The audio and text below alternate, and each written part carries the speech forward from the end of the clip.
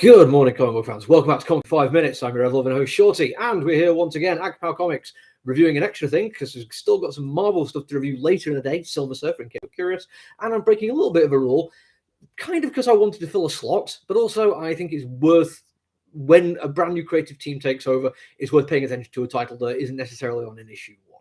It is what we usually consider to be a jumping on point, not just the end of a chapter and the start of something new, but when they can go in a slightly different direction. They can reevaluate something and they can look at stuff and think what needs changing, what doesn't, and that makes it an excellent jumping on point. And this is Tini Howard as well, taking over on the writing from Ram V.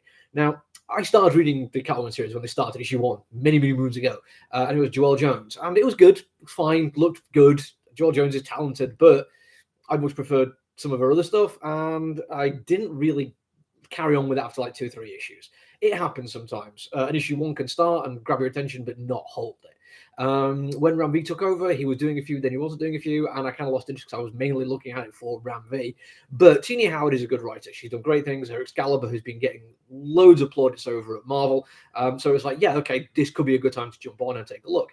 And it really is, because Catwoman is one of those characters that, when it's written from a male gaze perspective, and it is quite often male creators doing it, it's easy to dismiss it. And it's even easy for feminists to dismiss it, because they will look at the character and go, well, this is just somebody else who's going to look at it as a woman in black vinyl, looking very pretty and stealing things and making men feel good about stuff. When you look at the cover, it's really easy to dismiss it as that as well. That cover is, I mean, strip of heels, pole, everything. It screams that they are going to look at this as Catwoman using sex as a weapon again, which cannot necessarily always be a bad thing or a good thing. There has to be context for this kind of thing. And the context for this one is very much the fact that it's Tini Howard writing it, and very early on, she's telegraphing that she needs to be considered. She needs to have this considered as something to do with feminist writing. Bad sentence structure there, very sorry about that. But there's a point when there's 4 gang bosses around a table, and one of them refers to the group as gentlemen.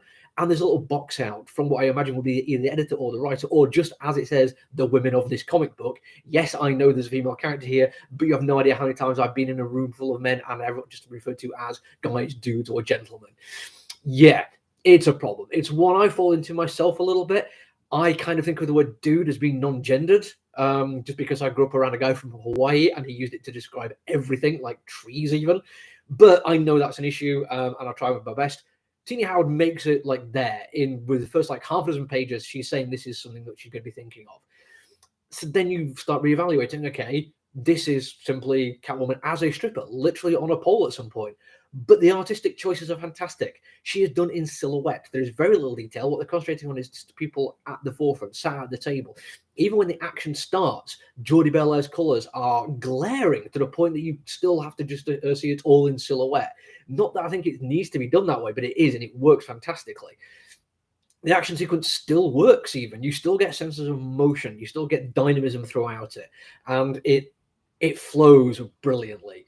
There is absolutely no doubt in my mind that this is a feminist take on Catwoman that is worth looking at, because it's not traditional feminism. I mean, there's this idea of lipstick feminism, which is something worth reading about if you don't know of it. It feels like it's veering towards that, but never quite. There's even introduction of a new male character, which actually feels like it's the attention of the male gaze more than anything else. There's a certain kind of prettiness to him, but still masculine. The guy who created or did the character designs artwork even described as being slightly more Viking-ish and Norse when he started, but ends up being much more just cocky and charming. And it's like, yeah, I can kind of see that. It reminds me, my girlfriend watches Criminal Minds, and she says the male gaze is the Afro-American guy, whereas the female gaze is the guys on the spectrum who's really intelligent. It becomes like, which one would a person actually rather spend time with? And I really quite like this option is there, and Tini Howard and the creative team are looking at it from a certain point of view. With all that being said, though, not only is it a fantastic looking comic book, as I've said repeatedly, Nico Leon does a fantastic job from start to finish. He said he struggled with the black vinyl in Gotham City, but he does both of them with style and aplomb. It's absolutely amazing. But the story's good as well. It actually has lots of excellent dialogue between characters. It builds up relationships with characters that I'm not familiar with. Maybe that they have been introduced for this comic book. Maybe they're just background characters I've not noticed before. It even brings us some classics. Obviously Catwoman, but also Black Skull is in there as well. And the actual way the story is put together in terms of what she puts into planning a heist, the research that goes into it. It shows her working day to day to do it rather than just the extravagant fun stuff at the end that everyone likes. It shows that Catwoman actually puts some effort into it, that she is far more than just a thief who turns up in black vinyl and looks pretty while she steals things. It's fantastic. The structure, the plotting, the pacing, everything about it is absolutely worth your time. If you've been thinking, is there a point to jump on with Catwoman, especially with the fact that it's gone for multiple creators for a couple of years now, this feels like a great point to grab hold of it and thoroughly enjoy what the creators are doing. You'll not be disappointed. I'm going to come back later on today. Got another Marvel one to review. Going to be doing Silver Surfer as my final one this week. Until then, though, look after each other, everyone. Stay safe. Bye.